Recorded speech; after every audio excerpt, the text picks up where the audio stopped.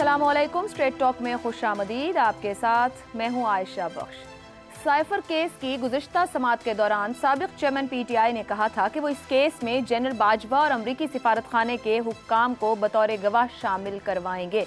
अमरीकी सिफारत खाने के हुक्काम को तलब करने में बहुत सी सिफारती रुकावटें हायल हो सकती हैं, मगर इमरान खान का ये दावा कि साबिक आर्मी चीफ बाजवा को अदालत में तलब करेंगे इस एतबार से अहम है कि पाकिस्तान में साबिक फौजी सरबराहान को अदालत में तलब करने की नज़ीरें ज़्यादा अच्छी नहीं रहीं। साबिक आर्मी चीफ असलम बेग को असगर खान केस में जवाबदेह बनाने की कोशिश की गई तो जनरल परवेज मुशर्रफ मरहूम पर भी अदालत के ही तहत आर्टिकल 6 की कार्रवाई की गई। इस सब का नतीजा पूरी कौम के सामने है। ऐसे में बुनियादी सवाल यही है कि साइफर केस में जनरल कमर जावेद को तलब किया जाएगा और क्या वो अदालत के सामने पेश होंगे। इस हवाले से ऐसी इत्तलात आ चुकी हैं जिनके मुताबिक इमरान खान को साबिक आर्मी चीफ जनरल रिटायर्ड कमर बाजवा से सरप्राइज मिल सकता है, क्योंकि इस मामले पर साबिक आर्मी चीफ से बात करने वाले एक जरिए के मुताबिक कमर जावेद बाजवा शायद इमरान खान को मायूस ना करें। इस जरिए के मुताबिक साबिक आर्मी चीफ साइफर केस में बतौर गवाह पेश होने के लिए तैयार हैं, ताहम उन्हें फौजी हुक्काम से इजाजत की जरूरत पेश आ सकती है। इमरान खान ने इल्जाम आयद किया था कि जनरल बाजवा ने सब कुछ डोनाल्ड लू की हिदायत पर किया। इमरान खान के इल्जामात तमाम प्रोसिक्यूशन गवाहान बाशमूल साबिक सेक्रेटरी खारजा उमूर और अमरीका में तैनात पाकिस्तानी सफीर के बयानात से मुताबिकत नहीं रखते। ये साइफर अगरचे जारहाना मालूम हुआ और इसी वजह से पाकिस्तानी सफीर ने न सिर्फ वाशिंगटन को डिमाश जारी करने की सिफारिश की, बल्कि कौमी सलामती कमेटी ने भी ये इकदाम 2 मरतबा किया। ताहम दोनों ही मरतबा किसी साजिश का पता नहीं चला। पहले अमरीका पर इल्जाम लगाया गया और बाद में कहा गया कि यह साजिश असल में पाकिस्तान से बरामद की गई थी। इमरान खान के नुक्ता नज़र के बरखिलाफ साइफर केस में इस्तिगासा के बड़े गवाहों के बयानात 3 निकात की बुनियाद पर इमरान खान के जुर्म की संगीनी में इजाफा करते हैं। सबसे पहले अपने सियासी फ़ायदे के लिए खुफिया मवासलात का इस्तेमाल, दूसरा अमरीका के साथ पाकिस्तान के ताल्लुकात को नुकसान पहुंचाना और तीसरा दस्तावेज को गुम कर देना। ऐसे में सवाल मजीद अहम हो जाता है कि कमर जावेद बाजवा जो 2016 से 2022 तक के 6 सालों में एक वज़ीर आज़म की नाअहली, 18 के मुतनाज़ इंतखाबात, एक वज़ीर आज़म के खिलाफ तहरीक अदम एतमाद के दौरान आर्मी चीफ रहे, अगर वो साइफर केस में पेश होते हैं तो उनका बयान क्या साइफर तक ही महदूद रहेगा या फिर वो मंदरजा बाला बयान किए गए वाक़यात के बहुत से राजों से भी पर्दा उठा सकते हैं। इसी पर पैनल से गुफ्तगू करेंगे, उनका ओपिनियन आपके सामने रखेंगे। पैनल में हमारे साथ हैं अफसार आलम, जैगम खान, शहजाद चौधरी और इफ्तिखार अहमद साहब। आप चारों का शुक्रिया। प्रोग्राम का पहला सवाल, साबिक आर्मी चीफ कमर जावेद बाजवा को अदालत बुलाऊंगा, साबिक चेयरमैन PTI। साबिक आर्मी चीफ अदालत में पेश होने के लिए तैयार, जराए क्या साबिक आर्मी चीफ साइफर केस में अदालत में पेश होंगे? शहजाद चौधरी साहब। अच्छा, ये आप कह रही हैं कि साबिक आर्मी चीफ के तौर पे उनको बुलाना चाहते हैं इमरान खान साहब, तो साबिक आर्मी चीफ यानी अपने फंक्शन के हिसाब से, क्योंकि वो आर्मी चीफ थे इसलिए उनको आर्मी चीफ के तौर पे बुलाएंगे, जो उस वक्त साइफर के ज़माने में आर्मी चीफ थे। तो वो तो फिर अब आर्मी चीफ का जो दफ्तर है किसी और के पास चला गया, यानी उन्होंने ज़ाती हैसियत में वो कुछ नहीं किया जिसकी कि इमरान खान उन पर एलिगेशन लगा रहे हैं। तो वो तो उन्होंने एज एन आर्मी चीफ किया, तो अब आर्मी चीफ कोई और है तो इस आर्मी चीफ को बुला लेते। उसको रिटायर वाला जो होके घर चला गया, जो अब बिल्कुल निहत्ता हो चुका हुआ है हर लिहाज से, तो उसको बुलाने का अब क्या फ़ायदा, उसको क्या तो क्या, ये तो आर्मी चीफ का दफ्तर अब किसी और के, आर्मी चीफ का ऑफिस जवाबदेह हो सकता है। जब हम बहुत मरतबा किसी और फंक्शनरी को आवाज़ देते हैं, बुलाते हैं, चाहे वो किसी भी चकवाल का रहने वाला हो या कहीं का मर्जी रहने वाला हो, तो वो उसका ऑफिस उसका जवाबदेह होता है, उसका ऑफिस जो होता है, क्योंकि उसने अगर तो अपना काम उसने कोई भी जो उस पर एलिगेशन है उसने ज़ाती हैसियत में किया है, अपनी हैसियत आर्मी चीफ की हैसियत के अंदर उनको बुलाया जा रहा है, तो वो तो आर्मी चीफ का दफ्तर अब किसी और के पास है, तो वही जो दफ्तर है वो रिस्पॉन्ड करेगा। यानी वो ज़ाती हैसियत में अगर बाजवा साहब ने कोई ज़ाती उनके साथ जुल्म जबर, कोई ऐसी गलती, कोई उनसे सरजद हुई है ज़ाती हैसियत में, तो वो फिर उसके लिए मुकदमा इनको दायर करना पड़ेगा, वो मुकदमा दायर करेंगे। एक और जो कानून है जब से ये पिछले कुछ अरसे से हुआ, वो ये हुआ, बल्कि अभी चंद माह पहले की बात है, विद इन लास्ट 1 ईयर, कि ये फैसला हुआ है कि जितने भी लोग कलीदी जगहों से रिटायर होंगे वो 5 साल तक उनके ऊपर जो उनका इदारा है वो काबू रखेगा। यानी आप वो ना इदारे से अपने आप को अलग कर सकते हैं, बेशक कि वो रिटायर हो चुके हुए हैं, लेकिन 5 साल तक वो जवाबदेह हैं उस इदारे को। तो आप उस इदारे को जवाबदेह बनाएंगे मिनिस्ट्री ऑफ डिफेंस के थ्रू। आम आदमी 2 साल तक इदारों को जवाबदेह रहता है, उसके बाद वो मुकम्मल तौर पर सिविलियन हो जाता है। जैसा मैंने कहा कि ज़ाती हैसियत में अगर जुल्म जबर किसी के साथ कोई ऐसी कुछ हुआ हो तो वो उसको मुकदमा दायर कर सकता है, उसको ज़ाती हैसियत, जिस तरह सिविलियन सूट्स होते हैं या क्रिमिनल सूट्स होते हैं, आप वो कर सकते हैं। लेकिन क्या ये हकीकत है? ये देखिए, ये इलेक्शन का ज़माना है। शहजाद साहब, पता है कलामी की माजरत, आप कंटिन्यू करें, मुझे थोड़ी सी क्लैरिटी दीजिएगा। ये आपकी राय ये है कि ये जो साबिक वजीर आजम गुफ्तगू कर रहे हैं वो किसी शख्स के बारे में जिसने ओहदा रखा उस पर नहीं, वो एक ऑफिस से मुताल्लिक ये बात कर रहे हैं? एग्जैक्टली, क्योंकि वो ऑफिस के फंक्शन के अंदर उसके ऊपर इल्जाम दे रहे हैं ना। आर्मी चीफ, जब साबिक आर्मी चीफ कहते हो तो फिर तो आर्मी चीफ की बात कर रहे हैं ना आप। यानी क्या वो एक फर्द के बारे में बात नहीं कर रहे जो कि अब एक्स हो चुके हैं, अपनी उस पोजीशन पर नहीं है, वो उन पर इल्जाम लगा रहे हैं? नहीं, एक्स पे नहीं, वो तो आर्मी चीफ की हैसियत में फंक्शन के तौर पे उस पर इल्जाम लगा रहे हैं ना। ठीक है। तो इसलिए देखिए, बात ये है कि बेसिकली ये इलेक्शन का जमाना है, तो ये स्लोगनरिंग, पॉपुलिस्ट ये जो तरीके हैं, ये जो अट्रैक्शन गेन करने का तरीका है, आजकल इस माहौल इस किस्म का है ना, सब लोग अपनी तरफ मुतवज्जो करना चाहते हैं दूसरों को। अब इलेक्शन के बाद क्या होगा, किस तरह हुकूमतें बनेगी, पॉपुलिस्ट स्लोगनरिंग कैसे बनेगी, ये तमाम चीजें। वरना वो रिटायर जो होके जा चुके हैं उन बेचारों को क्या करना। अगर आपने चैलेंज करना है तो आज की एस्टैब्लिशमेंट को चैलेंज कीजिए ना, उनको जवाबदेह बनाइए और उनको जवाबदेह बना के सामने लेके आइए।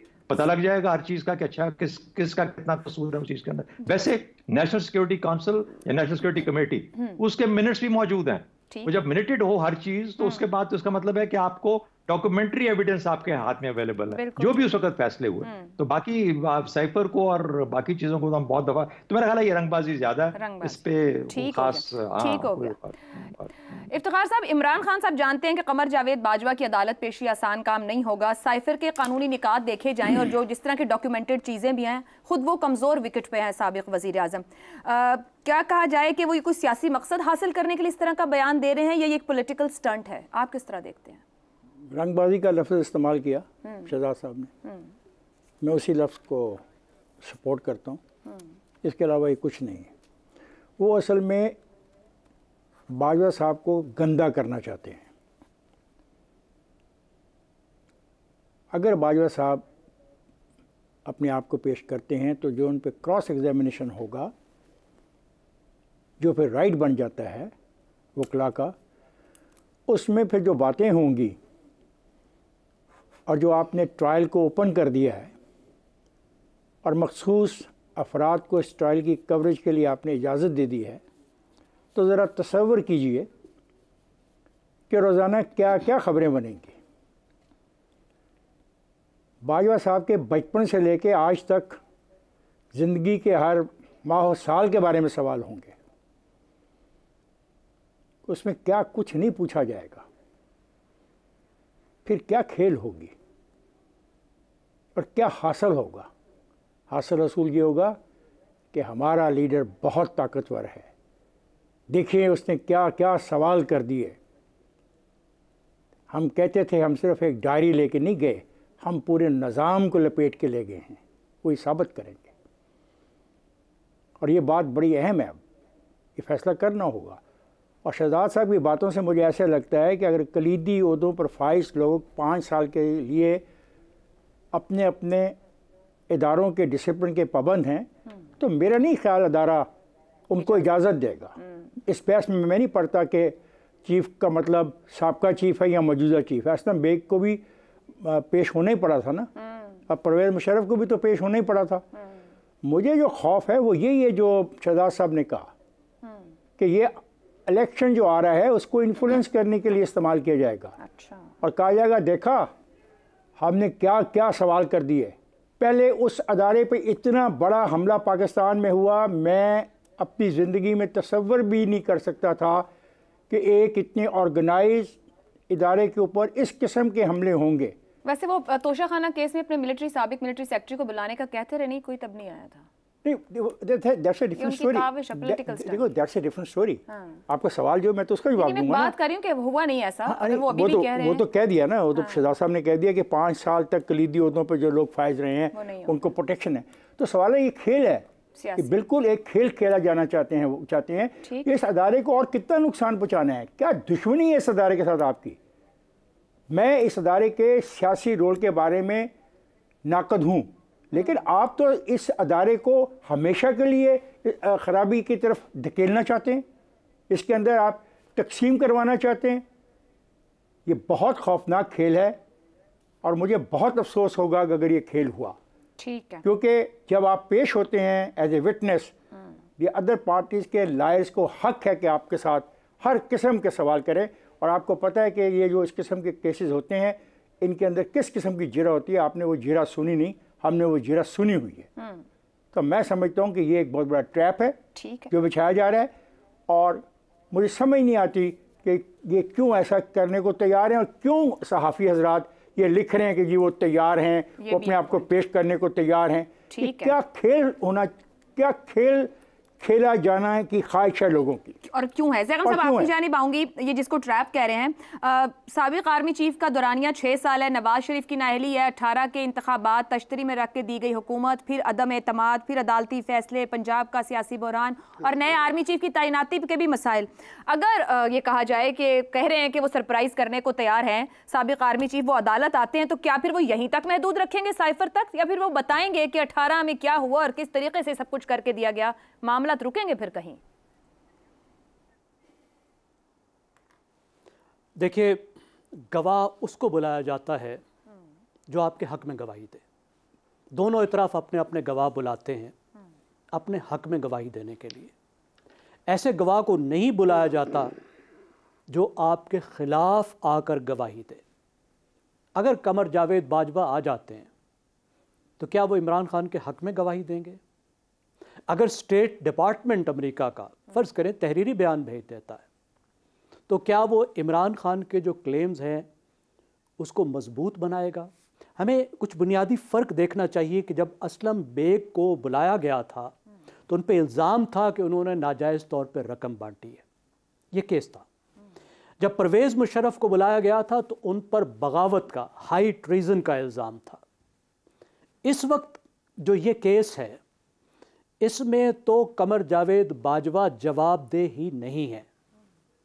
इमरान खान ये इल्ज़ाम लगा रहे हैं कि कमर जावेद बाजवा ने हाई ट्रीज़न की, उन्होंने अमेरिका के साथ मिलकर एक मुंतखब हुकूमत का तख्ता उल्टा, ये उनका इल्ज़ाम है बयानिए में। लेकिन क्या उन्होंने इस बात की FIR दर्ज करवाई? उनके पास टाइम था। देखिए, 27 मार्च को उन्होंने साइफर लहराया था, उस वक्त वाज़े हो गया था कि वो जा रहे हैं, जाना ठहर गया था, 2 हफ्ते बाद वो गए थे। और उससे पहले उनके पास टाइम था, ये बयानिया तो पहले भी लेकर चल रहे थे, और वो कह रहे हैं कि मुझे उससे बहुत पहले पता था। तो उनको FIR दर्ज करवानी चाहिए थी, और उस FIR में बतौर वज़ीर आज़म उनको कौन रोक सकता था? इंक्वायरी शुरू करानी चाहिए थी। उस इंक्वायरी और उस FIR में कमर जावेद बाजवा को जवाबदेह बनाने की गुंजाइश मौजूद होती।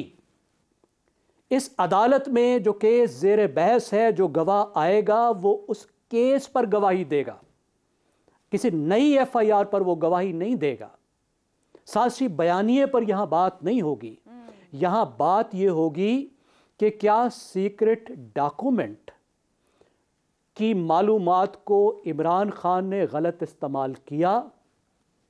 क्या उन्होंने साइफर को, जो एक सीक्रेट डॉक्यूमेंट था, उसे गैर कानूनी तौर पर रखा और गुम किया? क्या उन्होंने सीक्रेट डॉक्यूमेंट को गलत बयानी पर मबनी नैरेटिव बनाने के लिए इस्तेमाल किया? और क्या उन्होंने ये सब कुछ करते हुए अपने हलफ की खिलाफ वर्जी की? ये हैं इल्ज़ामात। उनकी अपनी गवाहियाँ भी मौजूद हैं, और साथ आप देखिए जो 28 गवाह हैं उनमें 3 गवाह बहुत ख़तरनाक हैं। असद मजीद जिन्होंने साइफर भेजा, उससे ज़्यादा साइफर के बारे में अदालत में आके कौन बता सकता है? जो साइफर लिखने वाला है, जो शायर है, अपनी शायरी से के बारे में उससे बेहतर कौन बता सकता है? उनकी गवाही मौजूद है। जिसको साइफर भेजा गया, यानी असद मजीद ने अपने बास सेक्रेटरी खारजा को ये साइफर भेजा, तो सुहेल महमूद की गवाही भी मौजूद है।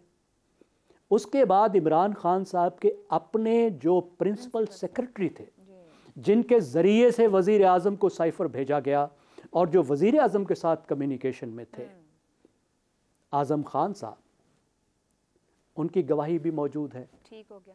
अब इसमें ऐड कर लें कमर जावेद बाजवा साहब को भी। कमर जावेद बाजवा क्या इस लिस्ट में ऐड होंगे या इमरान खान की गवाही में ऐड होंगे? या जब उनको बुलाया जाएगा तो इमरान खान कहेंगे नहीं नहीं नहीं, ज़रा ठहरिए, इस केस को ज़रा रुक जाएं, मैं केस को ले जाना चाहता हूं उस तरफ कि एक बगावत हुई थी मेरे खिलाफ। तो ये कैसे हो सकता है? तो क्या कानूनी मामले को सियासी तौर पर लड़ना चाह रहे हैं वो? जी, असल मसला मशवरा ही नहीं कोई दे रहा। मसला ये है कि इन सब, देखिए, इन सब बातों पे बड़ा वाज़ेह हो गया है कि उनके पास कानूनी दिफा इस केस में बहुत मुश्किल है। दुरुस्त हो गया। वो फंस चुके हैं। वो कानूनी दिफा की बजाय इस वक्त सियासी दिफा करना चाह रहे हैं। अपना जो पुराना नैरेटिव था उसको मजीद मजबूत करना चाह रहे हैं। दुरुस्त हो गया। अब सार साहब, जो गुफ्तगू हो रही है या एक से ज्यादा जावियों के ऊपर बात हो रही है, सबसे अहम जो इस वक्त के जो गवाहान खड़े हैं और जो करीबी 3 गवाहान हैं, लिखने वाला, पहुंचाने वाला और फिर उनके पास, ये कोई मशवरा देने वाला नहीं है बेहतर कानूनी तौर पर। मामला जिसका कानूनी दिफा करना है वो एक बार फिर गलती करने जा रहे हैं कि उसको सियासी मैदान में रखकर शायद समझ रहे हैं कुछ निकाल लें, जिस तरह उन्होंने तब मार्च में किया था, उसका भी नुकसान हुआ। तो फिर इस पॉलिटिकल स्टंट का क्या मतलब है? देखिए, रंगबाजी, पॉलिटिकल स्टंट हम सब कहे जा रहे हैं, साथ साथ इतनी संजीदगी से हम इसको डिस्कस कर रहे हैं कि मुझे समझ नहीं आ रही मैं हंसूं या रहूं, या मैं भी एक एक्ट प्ले कर लूं स्टेज पे। तो हम सब चढ़े हुए हैं इस वक्त, मैं भी एक्ट प्ले करके सीरियसली आपको संजीदगी से एक जवाब दूं। बताइए, संजीदगी से जवाब दूं? आज की हेडलाइंस है कि वो आएंगे, समझते हैं वो सरप्राइज करेंगे, मायूस नहीं करेंगे अपने साबिक। सर, आपके क्या रिपोर्टेड है कि साबिक वजीर आजम को मायूस नहीं करेंगे, उनको अपने इदारे से इजाजत की जरूरत होगी और वो कोर्ट आ सकते हैं। तो ये मतलब चलें, आप भी अब जर्नलिज्म में काफी अरसे से हैं, इसका मतलब ये हुआ कि ये खबर जनरल बाजवा ने लीक की है, करवाई है, ये बात तय हो गई, उनकी तरफ से ये लीक हुई है। क्यों हुई है? रंगबाजी तो इमरान खान कर रहा है ना, आने दे फिर, ट्रुथ सेट्स यू फ्री। ये सारी डिस्कशन हमारी बेमानी है कि कौन सा कानून और कौन सी FIR और कैसे और वैसे। वो चाह रहे हैं जनरल बाजवा साहब, पाकिस्तान के साबिक आर्मी चीफ, एक केस में पेश होना। सत बिस्मिल्लाह, मैं तो पाकिस्तानी के तौर पे बहुत खुश होऊंगा अगर मेरे सामने सच आए एक ऐसे मसले पे जिसने इस मुल्क को ग्रिप किया हुआ है पिछले 2.25 साल से, और उसमें सच क्या है मुझे नहीं पता। अगर आर्मी चीफ साबिक और साबिक वजीर आजम अदालत में सबके सामने खड़े होके उनमें से कोई एक झूठ बोल रहा है ना, दोनों में से जो साबित हो जाएगा झूठा है, उसको सजा दे दें, खत्म बात, सिंपल। कौम आगे चल पड़ेगी और साइफर पे सिर्फ बात होगी, बचपन पे क्यों बात होगी? केस तो साइफर के बारे में है, इल्जाम तो साइफर के बारे में है। शहजाद साहब ने कहा एक बात कि वो क्या था कि आर्मी चीफ का ऑफिस जो है उसको बुला लेते। देखें, मैं उनकी इस बात से मुत्तफिक होना चाहता हूँ। अगर हम इस फॉर्मूले को मान लेना कि साबिक आर्मी चीफ ने जो भी काम किया वो अपने ऑफिस में होने की वजह से किया, इसलिए उनके ऑफिस को जिम्मेदार ठहराना चाहिए। बिल्कुल यही जो फॉर्मूला है ना, ये इमरान खान पे लगा दें। इमरान खान ने जब साइफर लहराया जलसे में, वो वज़ीर आज़म पाकिस्तान था, वज़ीर आज़म पाकिस्तान के दफ्तर ने ये काम किया है। आज के वज़ीर आज़म पाकिस्तान के दफ्तर को बुला लें, आज के आर्मी चीफ के दफ्तर को अगर आप बुलाना चाहते हैं, और आज के प्रिंसिपल सेक्रेटरी को बुला लें। आज़म खान को गिरफ्तार ना करें, ना उससे बयान लें, क्योंकि वो तो पुराना था, वो तो चला गया, वो तो हथियार उनके फेंक दिए उन्होंने। तो ये सिंपल सा फॉर्मूला कर लें, इन पे केस आपस में तय हो जाएगा, आराम से आगे चल पड़ेंगे। एक तो तरीका ये है। दूसरा तरीका वो है जो मैंने आपको बताया है। और एक बात हमारे मोहतरम इफ्तिखार साहब ने की कि इतने सवालात पूछे जाएंगे जनरल बाजवा से, तो आप क्या जनरल बाजवा को हल्का ले रहे हैं? वो जवाब नहीं दे सकेंगे। वो क्या, वो इतने बेहतरीन आर्मी चीफ रहे, 6 साल उन्होंने दुनिया की सबसे बड़ी इस्लामी मुल्क की फ़ौज की उन्होंने सरबराही की है। वो ऐसे छोटे छोटे सवालों से घबरा जाएंगे, ये जवाब नहीं दे पाएंगे। और फिर जब वो वॉलंटियर कर रहे हैं खुद अपने आप को, एक दफ़ा ये जो मसला है साइफर का, इसका फैसला तो हो जाए और उन्हें मुल्क के अंदर रहना है, अदालत में जाना है। एक मसले सिर्फ साइफर पे बात हो और किसी पे ना हो, सिर्फ साइफर जो केस है उस पे हो, बाकी जो सवाल है जज ना मंजूर करे, उनको अदालत ना मंजूर करे। तो ये मेरा ख्याल है कि दूध का दूध पानी का पानी होना चाहिए और ट्रुथ सेट्स यू फ्री। इस कौम को फ्री होने दें अगर आप मेरा संजीदा जवाब चाह रही हैं। बाकी मजाक का जवाब यही है कि होना होना कुछ नहीं है, इतना संजीदगी से इसको डिस्कस ना करेंगे। क्या दूध का दूध और पानी का पानी होगा, ये आने वाला वक्त तय करेगा। आगे की तरफ जाएंगे, मगर दिखाई ये देता है कि जो साबिक वजीर आजम की गुफ्तगू है और जिस तरह से उन्होंने इसके ऊपर बात की है वो कानूनी दिफा नहीं, सियासी दिफा चाह रहे हैं इस मामले का। एक ब्रेक लेते हैं, ब्रेक से वापस आएंगे तो बात करेंगे बिजली की ओवर बिलिंग, अवाम की जेब पर डाका जो डाला गया है, क्या अवाम को वो पैसे लौटाए जाएंगे? इस ब्रेक के बाद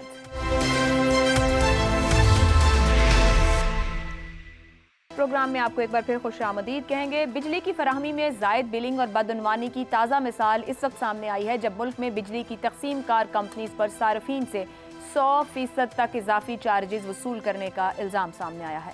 नेपरा की जामे इंक्वायरी रिपोर्ट के मुताबिक मुल्क भर की तकसीम कार कंपनी सार्फिन को बिजली के जायद बिल भेज रही हैं। नेपरा ने अपनी 14 सफ़ात पर मुश्तमिल रिपोर्ट में बताया है कि कोई एक तकसीम कार कंपनी भी ऐसी नहीं है जो 100% दुरुस्त बिलिंग कर रही है। ये रिपोर्ट फील्ड दौरों, हकीकी और 2 माह के तस्दीक शुदा डाटा और पावर इंफॉर्मेशन टेक्नोलॉजी कंपनी की जांच पड़ताल की बुनियाद पर तैयार की गई है। इस इंक्वायरी रिपोर्ट के मुताबिक सार्फिन से चार्ज की गई रकम बिल पर मौजूद मीटर रीडिंग की तस्वीर से मुख्तलिफ है। कुछ केसेस में तस्वीर या तो गैर वाज़ेह है या जानबूझकर ली ही नहीं गई है। Multan electric power company MEPCO, Lahore electric supply company LESCO, Quetta electric supply company QESCO और Sukkur electric power company SEPCO ने गलत तस्वीरों के साथ सबसे ज्यादा बिल भेजे हैं। सार्फिन को 30 दिन की बिलिंग की मुद्दत से जायद का बिल भेजा गया। कानून के तहत मीटर रीडिंग लाजमी तौर पर 30 दिन से कम या ज्यादा से ज्यादा 30 दिन तक की जानी चाहिए। ताहम 1,37,00,000 से ज्यादा घरेलू सार्फिन को जुलाई और अगस्त के बिल 30 दिन से जायद मुद्दत के भेजे गए हैं, जबकि 32 लाख सार्फिन से बिल का जायद दौरानिया होने के नतीजे में बुलंद स्लैब के मुताबिक चार्जेस वसूल किए गए। इस रिपोर्ट के मुताबिक सिर्फ मैपको ने ही 79,90,000 सार्फिन को जुलाई और अगस्त में जायद बिल भेजे हैं। मजमूई तौर पर 1,37,80,000 सार्फिन को 30 दिन से जायद दौरानिये के बिल दिए गए। रिपोर्ट ये भी बताती है कि बिजली की तकसीम कार कंपनियों ने इन 2 महीनों में 4 लाख सार्फिन को खराब मीटर के बहाने औसत बिल भेजे। तमाम ही तकसीमगार कंपनीज के बिलों में करीबन 100% तजादात सामने आए हैं। साबिक पार्लिमानी सेक्रेटरी और सनतकार राना जाहिद तौसीफ के मुताबिक दुनिया भर में सबसे ज्यादा बुलंद तरीन मार्कअप रेट और महंगी तरीन बिजली पाकिस्तान में है और इसी वजह से इंडस्ट्री बंद होती जा रही है। बिजली कंपनियों की जानिब से सार्फिन को जानबूझकर जायद बिल भिजवाने के मामले पर पावर डिवीजन ने 4 रुकनी इंक्वायरी कमेटी तश्कील दे दी है। ये इंकिशाफात ऐसे वक्त में सामने आए हैं जब हुकूमत और बिजली की तकसीम कार कंपनीज खुद से मुल्क भर में बिजली चोरी के खिलाफ जोरों शोर से मुहिम चला रही हैं। ऐसे में अगर ये कंपनीज खुद ही अवाम की जेबों पर अरबों रुपए का डाका डालेंगे तो अवाम किससे मुनसफी चाहेंगे? इसी पर सवाल रखेंगे पैनल के सामने। बिजली कंपनियों की जानिब से अवाम की जेब पर डाका, 1,37,00,000 सार्फिन को 30 दिन से जायद दौरानिये के bill, NEPRA report, inquiry committee तश्कील, सब की सब रस्मी बातें। क्या आवाम से लूटे गए अरबों रुपए आवाम को वापस मिलेंगे? जैगम साहब, अपनी नाअहली की सज़ा लोगों के साथ डकैती की सूरत में अवाम पर मुंतकिल की जा रही है, अवाम को सज़ा दी जा रही है। लाखों लोग ऐसे हैं, शायद करोड़ों, जिनकी आधी आमदनी इस वक्त बिजली के बिलों पर जा रही है। उनको समझ नहीं आ रही कि घर का खाना कैसे पकाएं, घर का किराया कैसे दें, बच्चों की तालीम कैसे अफोर्ड करें, बिजली और मेडिकल के बिल कैसे अदा करें। देखिए, इस वक्त सर्कुलर डेट बिजली का 2.5 खरब रुपए से ज़्यादा हो चुका है, जिसका मतलब है इन पिछले 5-10 साल में इतना खसारा हो चुका है जो 2.5 खरब के बराबर है, जिसको प्यार से हम सर्कुलर डेट कहते हैं। क्या उसके बाद कोई रिफॉर्म हुए? वाहिद चीज़ जो सूझी है कि जब IMF ने गर्दन पकड़ी है तो 2 साल में बिजली के बिल दुगने कर दिए, यूनिट का रेट 20 रुपए से 40 रुपए कर दिया, फिर भी चैन नहीं आया। उस पर फिर यह किया कि लोगों पर डबल बिलिंग, गलत बिलिंग की जा रही है। यानी ये 40 रुपए भी नहीं, 40 रुपए तो उन्होंने देने हैं गरीबों ने, उन पर इस पर भी बोगस बिलिंग के जरिए मजीद बोझ डाला जा रहा है। नतीजा क्या निकला है कि पाकिस्तान वो एक अजीबो गरीब मुल्क है जिसमें गुज़श्ता 13 साल में बिजली का फीकस इस्तेमाल ही नहीं बढ़ रहा, जो एक तरक्की ना होने की बहुत बड़ी निशानी होती है। डिस्ट्रीब्यूशन में कोई रिफॉर्म नहीं। हालत ये है कि कैपेसिटी चार्जेस इस वक्त बिजली के सालाना खर्च का 70% हो चुके हैं। इससे आप अंदाज़ा लगाइए कैसी कमाल की प्लानिंग है। बिजली घर लगे, डिस्ट्रीब्यूशन नदारद, रिफॉर्म नदारद, डिस्कोज वैसे के वैसे हैं जैसे थे। पॉलिटिकल वहां गवर्नेंस की गई, खुशामदियों को एक से एक नमूना खुशामदी इन डिस्कोज के बोर्ड्स में बैठा है। जरा आप लिस्टें मंगवा के देखिए, पसीना आ जाएगा। इनको तो शर्म भी नहीं आती कि मुल्क डूब रहा है, पावर सेक्टर मुल्क को लेके डबो रहा है। ज़ैगम साहब, ये इंक्वायरी कमेटी बना दी गई है, ये कोई छोटी रकम नहीं है जो अवाम की जेब से निकाली है, कई सौ अरब है, ये अवाम के पास वापस जाएंगे, निकाल तो लिए हैं। जी ये तो वो चोरी है जी ना जो पकड़ी गई है, ये हर साल का तो हिसाब नहीं है। चलें, जो पकड़ी गई है वो अवाम को देंगे, ये लौटाएगा, ये जो कमेटी बनाई है। मैं नहीं समझता, अलामती तौर पर ये कर दें, लेकिन आप देखिए कि चोरी तो इसलिए भी की जा रही है कि जो चोरी कर रहे हैं उनकी कीमत भी तो बिल में आ रही है ना। इस 40 रुपए में जो आप फी यूनिट दे रहे हैं, इसमें वो तमाम पैसे शामिल हैं जो बिजली चोरी के हैं। ठीक हो गया, आप ये जरा जहन में रखिए कि ओवरऑल जो उनका लॉस है, जो डिस्ट्रीब्यूशन लॉस है, जो चोरी का खर्च है, वो बिलों में शामिल है। ये चोरी जारी रहेगी जब तक चोरी बंद नहीं होती, उस वक्त तक चोरी के पैसे आप, मैं और गरीब आदमी देता रहेगा। ठीक है जी, यहाँ पे बड़े सवालात हैं जिनको तय करने की जरूरत है। ठीक है ज़ैगम साहब। अबसार साहब, एक तरफ तो बड़ी घन गरज से बिजली चोरी के खिलाफ मुल्क में ऑपरेशन जारी है, बड़ा उसको मॉनिटर किया जा रहा है, उसकी रिपोर्ट्स आ रही हैं। ये कम से कम 1 करोड़ 37 लाख सार्फिन की जेब पर जो डाका है, क्या कहा जाए कि मौजूदा हाइब्रिड सिस्टम ने घुटने टेक दिए इस माफिया के आगे? देखिए, पिछले सेगमेंट में एक लफ्ज यूज हुआ, रंगबाजी। हमारा मुल्क रंगबाज है, हम सब रंगबाज हैं, हमारा मुल्क रंगबाजी पे चल रहा है। कोई काम उठा के देख लें, रंगबाजी। ये भी जो है ये रंगबाजी है और बदकिस्मती है। मेरे पास कोई अच्छी खबर नहीं है आपसे इस वीकेंड पे शेयर करने के लिए। एक मैं आपसे एक ऑफ़र कर देता हूँ, लेकिन वो बाद में करता हूँ। जो इस हमारे बदकिस्मती पता है कि इस मुल्क का निज़ाम इतना बेइंसाफ़ है, इतना ज़ालिमाना बेइंसाफ़ी यहाँ पे होती है कि जो बंदा कानून पे अमल करेगा वो फंसेगा। जो टैक्स वॉलंटरीली पे करना शुरू करता है वो फंस जाता है टैक्स नेट में, और उसके साथ वो सलूक करता है हमारा FBI कि कोई दुश्मन भी हमारे साथ ना करे, कोई काबिज भी हमारे साथ ना करे।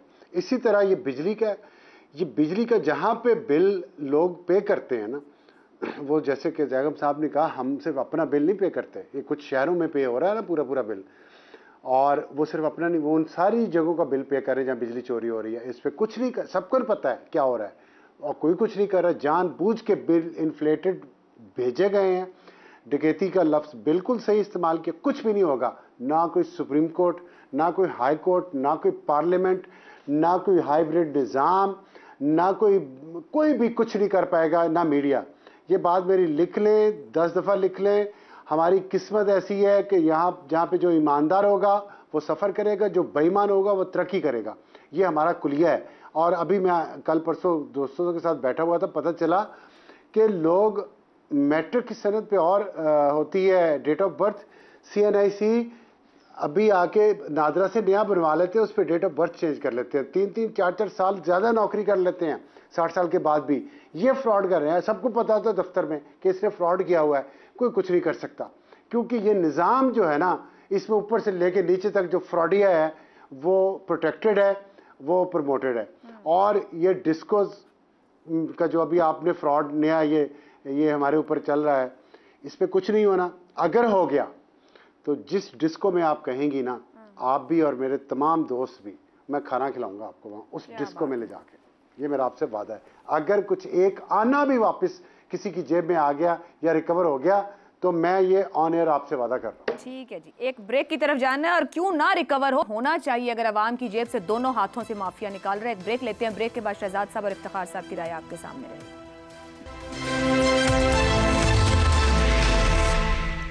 प्रोग्राम के आखिरी हिस्से में एक बार फिर खुशामदीद कहेंगे। शहजाद साहब, मुल्क भर में बिजली चोरी के खिलाफ ये जो इतनी घनगरज से ऑपरेशन और उस दौरान इस तरह का डाका, ये जो बिजली की तकसीम कर कंपनियां हैं, क्या ये एक ऐसा माफिया बन गई है कि रियासत इसके आगे बेबस दिखाई दे रही है? आयशा, जो बिजली का बिल है ना, इसके ऊपर एक डेट लिखी होती है जिस पर लिखा होता है बिल रीडिंग या मीटर रीडिंग डेट।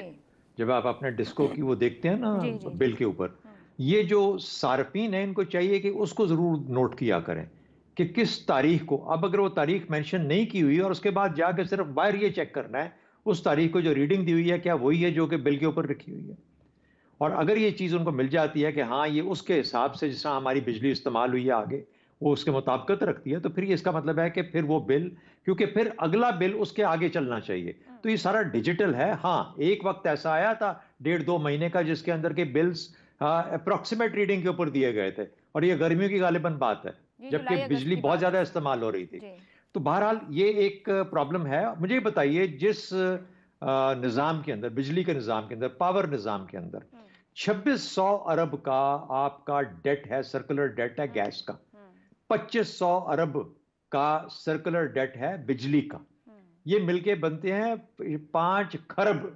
सच ये है कि आप जब बिजली का बिल दे, 40% बिजली आपके मुल्क के अंदर जब भी आज के दिन के अंदर चोरी हो रही है, चोरी का। और कुछ फीडर ऐसी है जैसे 90% बिजली चोरी होती है, यानी बिजली इस्तेमाल होती है लेकिन पैसे कोई नहीं देता, सिर्फ 10% रिकवरी है।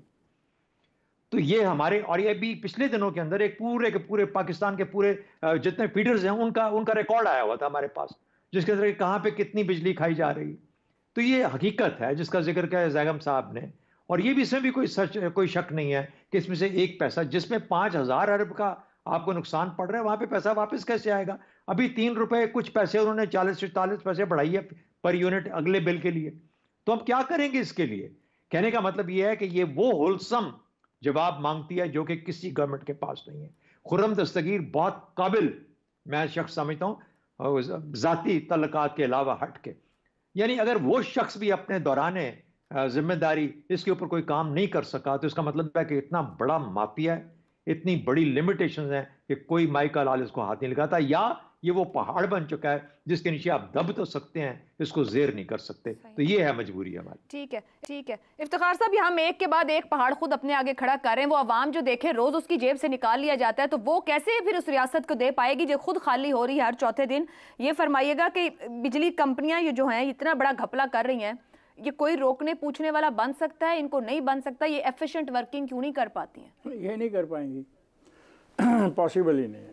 इनको कोई जवाब दे भी नहीं कर सकता? कोई नहीं जवाब दे। मुझे एक मुकदमा शायद याद है कि अमेरिका में हुआ था, इसी किस्म के बिजली के कुछ मामला थे। वो लिजा वर्सेस गिडी इंजन वो थी अपना एनर्जी फर्म, वहाँ पे लोग इस किस्म के मुकदमात अदालत में लेके जाते हैं। मुझे और जैगम साहब को और शहजाद साहब को और अफसार को चाहिए कि हम इसको लेके जाएं और कहेंगे हमारे पैसे में वापस करो। कतर कलामी की माजरत एक सवाल है, आप लोग जो जाएं बतौर सहाफ़ी, सर हमारे सियासतदान जो वोट मांगने के लिए बाहर निकल रहे हैं, क्या उनको नहीं ये 1 करोड़ 37 लाख घरों का मामला उठाना चाहिए? वो कोर्ट जाएं कि ये अवामी मामला है, हम आएंगे तो हम इसके ऊपर। आपकी राय अच्छी है, आपकी राय आगे जानी चाहिए। देखिए बात ये है, ये बहुत चक्कर है। इफ्तिखार से मजे की बात कर सकता हूँ? जी प्लीज। आपने कहा ना, ये आयशा ने हमें मशवरा दिया है कि जाएं। 5th वेज बोर्ड अवार्ड आया था 1995 में, और मैं मुस्लिम अखबार में काम करता था। 97 में मैंने छोड़ा और उसके बाद वो मुस्लिम बंद हो गया, तो यूनियन जो है वो कोर्ट में चली गई कि ये जो मुस्लिम की इंतज़ामिया है, इनका प्लॉट जो है उसको बेच के हमारे ड्यूज़ अदा किए जाएं। आपको मैं आज खुशखबरी सुनाऊं, आज 26 साल बाद मुझे चेक मिला है 1997 के मेरे ड्यूज का। तो ये हमारे अदालती निजाम का हाल है। ये बनी रोटी, ये रोटी बनती है, 2 लाख ये रोटी बन गई यार। डिस्को विस्को अपने बॉम्बे खिलाड़ी डिस्को अच्छा, विस्को चले। डिस्को विस्को डिस्को में तो कुछ नहीं हो रहा है, छोड़ो, वहाँ कुछ होना डिस्को भी को नहीं है। छोड़ो, ये रोटी होगी। अच्छा मैं ये बात कहना चाहता हूँ, देखिए चलो ठीक है। ये जो ड्रामा है ना कि 100 यूनिट से 200 यूनिट का जो सफ़र है ना, ये जो मीटर रीडर आके इस पर ड्रामा कर रहा है वो तबाह कर रहा है हमें। वो 30 दिन के बाद आके रीडिंग ले रहा है, मतलब वो 31 दिन। मेरा 206 यूनिट है, मेरी स्लैब ऊपर ले जाता है। और फिर ये धुंधले किस्म के आ रहे हैं। पहले आते थे दोनों के पिछले महीने का और इस महीने का, अब एक महीने का बिल पर प्रिंट आउट आता है, दूसरे का आता नहीं है। ये फ्रॉड है और मेरा ख्याल है कि सब कुछ उसको प्राइवेटाइज कर देना चाहिए। बिजली दें बल्क में किसी फर्मों को, वो अपना मुजांग वाले अपनी बिजली अपनी खुद बेचें, इछरे वाले अपनी बिजली खुद बेचें, इस्लामाबाद वाला जो फर्में अपनी बिजली लें वहाँ से बल्क से, उनके मीटर्स पे आए बेचें और रिकवरी करें। और जो चोर हैं उनको मारें पकड़ के, उनके काट दें सारा कुछ, कनेक्शन मीटर वीटर उठा के हमेशा के लिए ले जाएं। तो नहीं, ये तो अजाब है। सर हमारे इदारे एफिशिएंट वर्किंग क्यों नहीं कर सकते हैं? क्यों नहीं कर सकते? हम एक के बाद एक अपने इदारे जब हम सारे भर्ती ऐसे करेंगे, सिफारिशी बाबा हम करते हैं, हम सिफारिशी होते हैं कि बड़े हम इसका बैठे हुए हैं बन के कि हमने कभी सिफारिश नहीं की। बिल्कुल सिफारिशी नहीं, मेरिट के ऊपर रखें। I am not talking individual, why you take personal, I don't understand. Sir किसी को भी नहीं करना चाहिए, जब कहीं कोई हो तो मेरिट पर होनी चाहिए। जब मैं ये कहता हूँ हमसे मुराद है हम आवाम शरीक होते हैं सारी खेल के अंदर। चोरी भी हम आवाम करते हैं, कुंडे भी हम आवाम डालते हैं, नहीं डालते? तो फिर कवानीन किस लिए हैं? कवानीन में निजाम किस लिए है? सही रास्ता नहीं दिखाना। ये है कि इफ्तिखार अहमद को इसके इलाके की बिजली बल्क में एक जगह पे दे दो, मेरे बंदे डंडे के जोर पे पैसे निकलवाएंगे उस यूनिट के जिसने किसी ने इस्तेमाल किया। यही तो सवाल कर रही हूँ, रियासत बिजली चोरी के खिलाफ ऑपरेशन कर रही है, धन गरज डंडे के जोर पे ऑपरेशन चल रहा है। रियासत उस दौरान ये खुद हो रहा है। फारिग है, गवर्नेंस खत्म हो चुकी है। 20 की मरतबा आपके प्रोग्राम में अर्ज किया, आप नहीं सुनती ना सुने। सही बात, सीधी सी बात है। There is no governance, absolutely no governance anywhere in any subject. हद हो गई है। एक शहर इनसे महल्ले नहीं चलाए जा रहे, शहर नहीं चलाए जा रहे, और आप डिस्को चलाना चाहती हैं। अल्लाह ही माफ़ करे। चलो जी, आई एम सॉरी कि आपको अवाम को कुछ नहीं मिलेगा। अवाम को कुछ नहीं मिलेगा। अवाम की आवाज़ उठाने वाला लीडर भी नहीं है कि जो इससे भी भारी बिल मिलेगा, इससे भी भारी बिल मिलेगा। जी शहजाद साहब, खैबर पख्तूनख्वा में मीटर रीडर, बल्कि ये जो बिजली का जो क्रैकडाउन है उसकी पूछे, उनके जो वापडा के लोग थे या वो जो डिस्को के जो लोग थे, ऊपर से फायरिंग कर दी उन्होंने कि खबरदार हमारी बिजली काटने आए, हम बिल भी नहीं देंगे, और फायरिंग के साथ उनको वहां से भगाया। वो जो डिस्को वाले गए थे काटने के लिए। शहजाद साहब उनको चाहिए था जहाँ से आती थी मेन लाइन वो काट देते, मेन लाइन काट देते। चंद साल पहले नहीं ना करते होंगे, चंद साल पहले वहां पर कुछ फीडर को मुकम्मल तौर पे काट दिया गया। ये आपके सवाल का जवाब है। वहां के जो MNA और MPs थे उन्होंने जुलूस निकाला, जाके उसको जला दिया फीडर को और उसके वापडा के दफ्तर को और या डिस्को के दफ्तर को। तो सर रियासत को ऐसे MNA MP में पर्चा करके उसको अंदर डालना चाहिए था। ऐसी 8-10 मिसालें होनी चाहिए जहां लीडर्स ये गाइड करेंगे, वहां अवाम को क्या रास्ता नजर आएगा। लेकिन ये अवाम के भी सोचने की, ऐसे लोगों को मुंतखब करें जो उनके लिए सहूलत उनके दरवाजे पर लेकर आए। आज के प्रोग्राम से इतना ही। चारों मेहमानों का शुक्रिया, इजाजत दीजिए, अल्लाह हाफ़िज़।